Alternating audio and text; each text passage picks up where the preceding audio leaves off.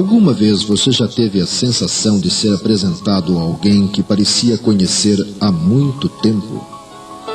Já teve a impressão de passar pela primeira vez por algum lugar que lhe parecia familiar? Já sonhou ou teve um pressentimento com alguma situação que veio a ocorrer? Pois você não é uma exceção. Milhares de pessoas no mundo inteiro, em todos os tempos, já passaram por experiência semelhante. Desde pessoas comuns até importantes personagens da história da humanidade. E, em função disso, fatos expressivos se produziram, repercutindo na política, na música, na literatura, na ciência. Neste programa, procuraremos apresentar para suas reflexões a explicação do Espiritismo para essas inesperadas ocorrências. Antes, porém, vamos conhecer interessantes e pouco divulgados dados envolvendo marcantes personalidades.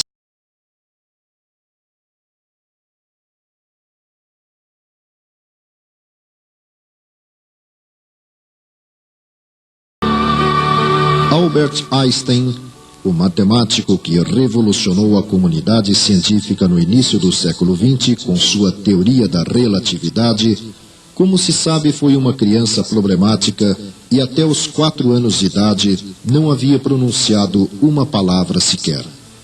O futuro, porém, o situou entre as maiores inteligências da espécie humana. Einstein, segundo o escritor russo Dmitry Marianov, biógrafo e, por sinal, marido de uma enteada sua, conta o seguinte: ao ser levado ao grande sábio a notícia de que a Sociedade Real de Londres, em 6 de novembro de 1919, proclamara, à vista das provas, a exatidão de suas teorias, Einstein não se mostrou emocionado, limitando-se a dizer: eu não tenho necessidade de provas.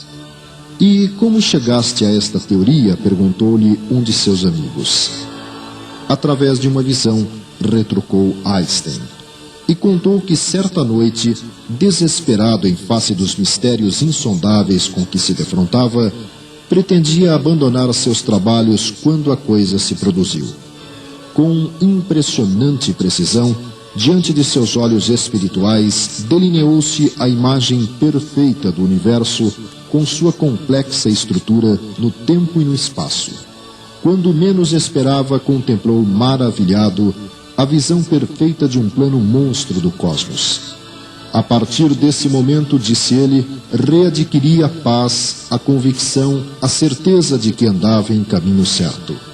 Imediatamente escrevi, explicando minuciosamente essa visão, e a seguir organizei mapas onde desenhei com a máxima exatidão todas as figuras astronômicas em suas diferentes movimentações, de maneira a que qualquer um pudesse tudo compreender.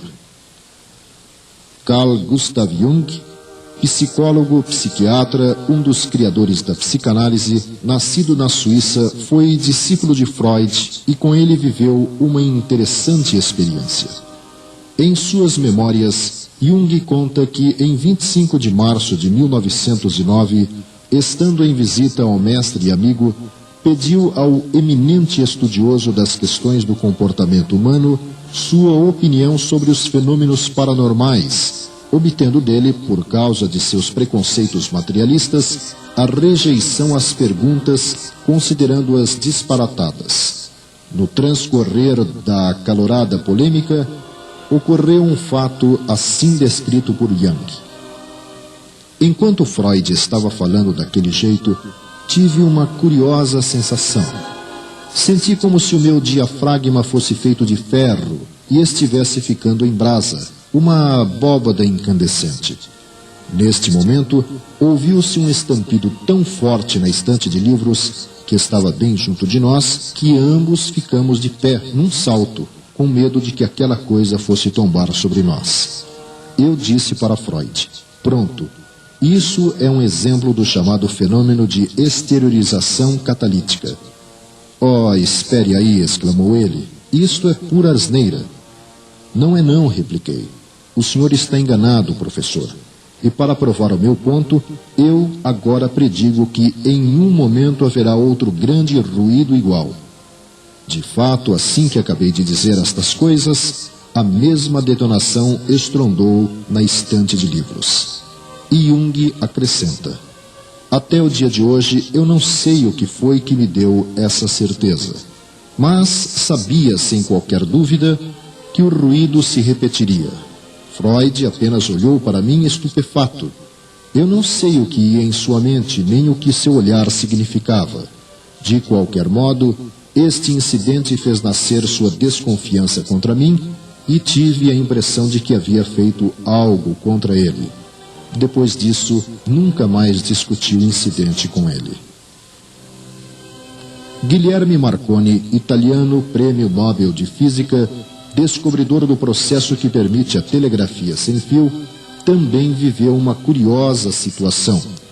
Na madrugada de 20 de julho de 1927, sozinho em sua casa em Roma, Guilherme Marconi, chamando o criado, disse: sinto muito, mas creio que vou lhe causar e aos meus amigos grande aborrecimento. Receio esteja próximo o meu fim. Peço informar a minha esposa que se encontra em Viareggio e ao meu filho que está em Nova York. Quanto à minha filha Electra, também em Viareggio, hoje, dia do seu 7º aniversário, transmita-lhe um telegrama de parabéns. Que horas são? 3 da madrugada. Daqui a 45 minutos deixarei de viver.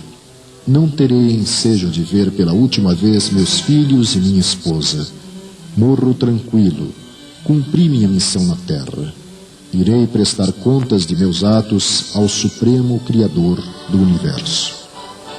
Realmente, passados 45 minutos exatos, como previra, desencarnava o grande Marconi.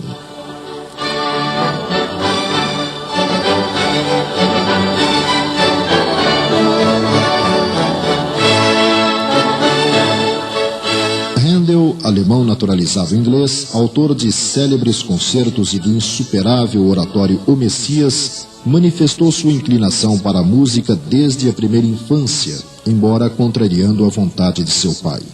Segundo seu biógrafo Stefan Zweig, antes de executar o oratório O Messias pela primeira vez, em um impulso inevitável, Handel declarou publicamente: este trabalho é obra de alguém fora de mim mesmo, e eu nunca poderei aceitar um único níquel para ele ou advindo dele, pois não me pertence.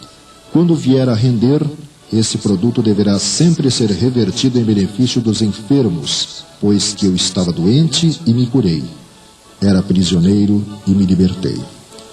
Aqueles que viviam em sua intimidade se entreolharam espantados. Tinham assistido estarrecidos ao trabalho da composição do oratório. Handel passara 21 dias escrevendo-o. Ninguém tinha permissão para se aproximar do compositor e no decorrer das 3 semanas que gastou compondo O Messias, nem uma única vez sequer abandonou a sala de música. Quando lhe traziam alimentos, ele meramente arrancava uns nacos de pão com a mão esquerda. Com a direita prosseguia escrevendo as notas imortais. Ocasionalmente erguia-se e andava de um lado para o outro. Então cantava uma linha melódica, batendo o compasso com as mãos. E quem o visse perceberia em seu olhar uma expressão longínqua e estranha. Se alguém se aventurava a falar-lhe, levantava-se bruscamente e resmungava uma resposta indistinta. Handel perdera totalmente a noção de tempo e não distinguia o dia da noite. Nunca antes experimentara tal arrebatamento. Era como se estivesse tomado de um poder criativo febril e fervoroso. E essa torrente parecia engolfá-lo mais e mais, à medida em que se aproximava das caracterizações altissonantes e amplas de um tom sagrado, ao final do oratório. Finalmente, ao fim de 21 dias, o trabalho estava terminado. Palavras frias e estáticas se tinham transformado em um cântico de divina exaltação e beleza. A pena caiu da mão de Handel e, como que mergulhado ainda em um transe hipnótico, ele se levantou lentamente, dolorosamente da sua escrivaninha e andou às tontas pela sala. Mudo embora, estava tomado de uma profunda exaltação. Às cegas, cambaleante, encontrou o caminho de seu quarto e deixou-se mergulhar em um pesado sono sem sonhos. Dormiu durante 17 horas. Sua criada e seu assistente mandaram chamar um médico, mas quando o clínico chegou, deparou com o compositor assentado à mesa, tendo à sua frente uma vasta quantidade de alimentos. Seus olhos irradiavam uma misteriosa alegria enquanto ele ia comendo com o apetite de vários homens. Terminada a abundante refeição, tomou da harpa e executou uma passagem de O Messias. Ao terminá-la, o doutor não conteve uma exclamação. Meu amigo, eu nunca ouvi nada como isto. Penso que tens o demônio dentro de ti. Uma sombra pareceu encobrir o rosto de Handel. Ele próprio, que ainda não podia compreender a sua inspiração, voltou-se para o homem e retrucou seriamente. Eu antes diria que tinha Deus junto de mim. Beethoven, também alemão, autor de incomparáveis sinfonias, sonatas e concertos, teve uma vida pessoal conturbada, marcada por dificuldades de toda ordem, inclusive com a perda gradual da audição, sentido indispensável para sua atividade a partir dos 28 anos, o que curiosamente coincide com o período mais rico de sua obra em termos de criação. Goethe, seu contemporâneo e conterrâneo, em Cartas a um Filho, reproduz o seguinte depoimento do grande compositor. Sinto-me obrigado a deixar transbordar de todos os lados as ondas de harmonia provenientes do foco de inspiração. Procuro acompanhá-las e delas me apodero apaixonadamente. De novo me escapam e desaparecem entre a multidão de distrações que me cercam. Daí a pouco, torno a apreender com ardor a inspiração. Arrebatado, multiplicando todas as modulações, venho por fim a me apropriar do primeiro pensamento musical. Vede, é uma sinfonia. Tenho necessidade de viver só comigo mesmo. Sinto que Deus e os anjos estão mais próximos de mim, na minha arte, do que os outros. Entro em comunhão com eles e sem temor. A música é o único acesso espiritual nas esferas superiores da inteligência. Após haver composto as mais suaves harmonias, costumava exclamar: tive um êxtase.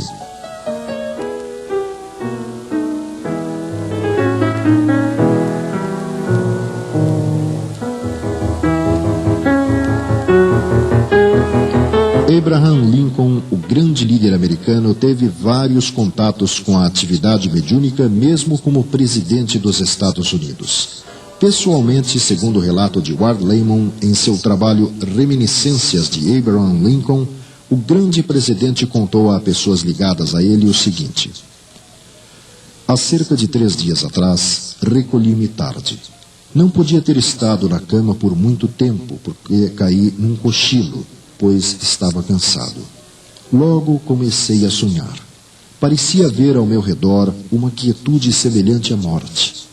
Então, de repente, ouvi soluços abafados, como se muitas e muitas pessoas estivessem chorando. Pensei que deixava minha cama e vagava lentamente no andar inferior. Lá o silêncio era quebrado pelos mesmos soluços lamentosos, mas os que pranteavam estavam invisíveis. Fui de sala em sala. Nenhuma pessoa viva estava à vista, mas os mesmos sons entristecedores de sofrimento seguiram-me enquanto eu ia passando. Cada um dos objetos me era familiar. Mas onde estariam todas as pessoas que estavam se lamentando como se seus corações fossem partir? Eu estava intrigado e alarmado. Qual seria a significação de tudo isso? Determinado a encontrar o motivo desse estado de coisas tão misterioso e chocante, continuei a vagar até que cheguei à sala leste, onde entrei. Ali, uma nauseante surpresa me aguardava.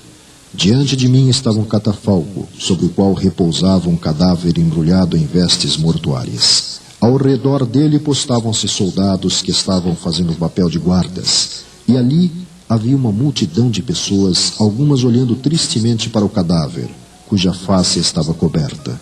Outras choravam lastimosamente. Quem está morto na Casa Branca? Perguntei ao soldado. O presidente, foi a resposta. Ele foi morto por um assassino. Partiu da multidão uma ruidosa explosão de dor que me acordou de meu sonho. Não dormi mais naquela noite, e embora isso tenha sido apenas um sonho, desde então tenho andado estranhamente incomodado com ele.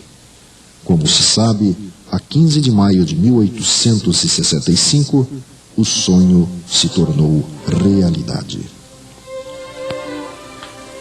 Rui Barbosa, o grande apóstolo do direito, em virtude do seu físico raquítico, não causou boa impressão como embaixador especial do Brasil na segunda Conferência Internacional de Paz, em Haia, no ano de 1907. Seus longos discursos, cheios de profunda erudição, não eram ouvidos com a devida atenção. Nessas oportunidades, ele indagava de seus colegas qual o idioma em que desejavam proferisse seus discursos. Quando da sessão em Haia, então presidida pelo Sr. Martin, que ouvira com mau humor o discurso pronunciado sobre marítimas, Martin declarou em tom de censura: "O memorial do nobre embaixador do Brasil constará dos processos verbais de nossas sessões. Devo, porém, observar-lhe que a política não é da alçada da conferência." A Assembleia aplaudiu. Inopinadamente, Rui se pôs de pé com visível emoção, pediu a palavra e, atendido, proferiu o marcante e histórico discurso que lhe valeu o título de Águia de Haia. O próprio Rui, explicando o porquê dessa sua inesperada iniciativa, cujo improviso foi feito em francês fluente e escorreito, disse: "As forças, a coragem, a resolução me vieram não sei de onde. Vi-me de pé com a palavra nos lábios."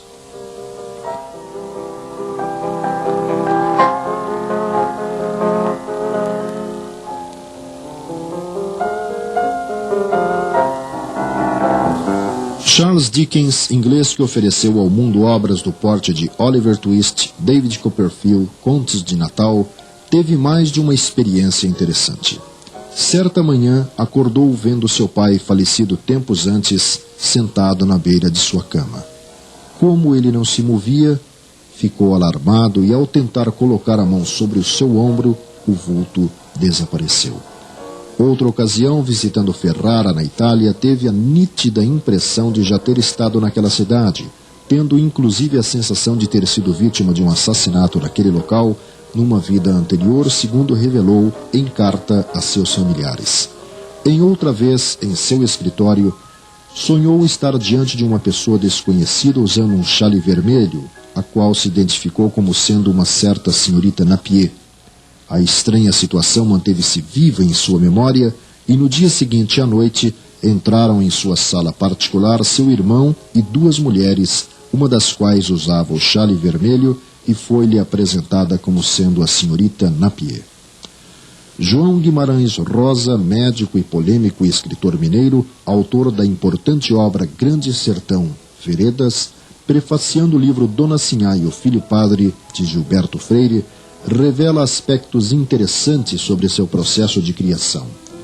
A trama de Noites do Sertão, por exemplo, assistiu em sonho 2 vezes repetido em 1948. A terceira margem do rio veio-lhe em inspiração pronta e brusca. Campo Geral foi caindo já pronto no papel quando brincava com a máquina de escrever, tendo como ponto de partida um menino morador à borda de uma mata e 2 outras caçadas de tamanduás. O romance A Fazedora de Velas desenvolvia-se em fins do século passado em antiga cidade mineira, tendo como cenário um sobrado e personagem uma pessoa enferma que discorria sobre sua doença grave. Tudo aparentemente curtido na ideia. Meses depois, Guimarães Rosa adoeceu e a doença imitava ponto por ponto a do narrador. Outro tempo após, visitou por acaso uma casa que, sem toque ou retoque, copiava em tudo o sobrado e o mobiliário imaginado para o romance. Concluindo seu prefácio depoimento, Guimarães Rosa afirma: "Tudo isto é verdade. Dobremos de silêncio."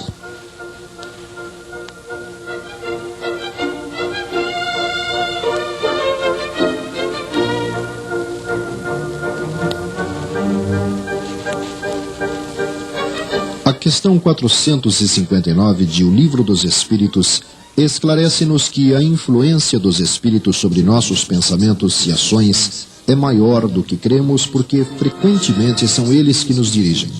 Chama nossa atenção para os vários pensamentos que nos alcançam simultaneamente sobre o mesmo assunto e muitas vezes bem contrários uns aos outros, o que indica que há sempre ideias nossas e outras de espíritos que nolas sugerem. Na resposta à questão 525, encontramos que seguramente os espíritos exercem influência sobre acontecimentos da vida, embora não hajam fora das leis da natureza. Kardec, ampliando este raciocínio, acrescenta que pela ação dos espíritos pode ocorrer o encontro entre duas pessoas que parecerão se reencontrar casualmente. Poderão também inspirar o pensamento de passar por certo lugar. Chamarão nossa atenção sobre determinado ponto, se isso deve causar o resultado que querem obter, de modo que o homem, crendo seguir seu próprio impulso, conserva seu livre-arbítrio. Já em O Livro dos Médiuns, encontramos no item 159 que a mediunidade é faculdade inerente ao homem e, por consequência, não é privilégio exclusivo, sendo poucas as pessoas nas quais não se encontram alguns rudimentos dela. Pode-se, pois, dizer que todo mundo é mais ou menos médium. No item 161 do mesmo livro, Kardec fala sobre os médiums involuntários ou naturais, aqueles cuja influência espiritual se exerce com o seu desconhecimento. Não têm consciência nenhuma do seu poder e, frequentemente, o que se passa de anormal ao seu redor não lhes parece em nada extraordinário. Não faz parte deles mesmos. Dilatando o conceito, o espírito André Luiz, através de Francisco Cândido Xavier, nos explica na obra Nos Domínios da Mediunidade que mediunidade é sintonia e filtragem, e cada um vive entre as forças com as quais combina, transmitindo-as segundo as concepções que lhe caracterizam o modo de ser. Sobre o sono físico em Missionários da Luz, André Luiz diz que, quando encarnados, não se tem bastante consciência dos serviços realizados durante o sono físico. Contudo, esses trabalhos são inexprimíveis e imensos. Se todos os homens prezassem seriamente o valor da preparação espiritual diante de semelhante gênero de tarefa, certo efetuariam as conquistas mais brilhantes nos domínios psíquicos, ainda mesmo quando ligados aos envoltórios inferiores. Infelizmente, porém, a maioria se vale inconsciente do repouso noturno para sair à caça de emoções frívolas ou menos dignas. Relaxam-se as defesas próprias e certos impulsos longamente sopitados durante a vigília extravasam em todas as direções por falta de educação espiritual verdadeiramente sentida e vivida. E, em Ação e Reação, afirma que cada qual de nós vive e respira nos reflexos mentais de si mesmos, angariando as influências felizes ou infelizes que nos mantêm na situação que buscamos. Portanto, observando o que pensamos, teremos ideia de nossas companhias espirituais. Assim sendo, concluímos que, diante dos fatos e conceitos explicados pelo Espiritismo, as ocorrências que assinalam novas vidas, vez ou outras, são comuns por estarem integradas às leis da natureza. Estudemos o assunto, conhecendo as obras citadas ao longo desse roteiro, e certamente encontraremos outras respostas para as variadas questões existenciais.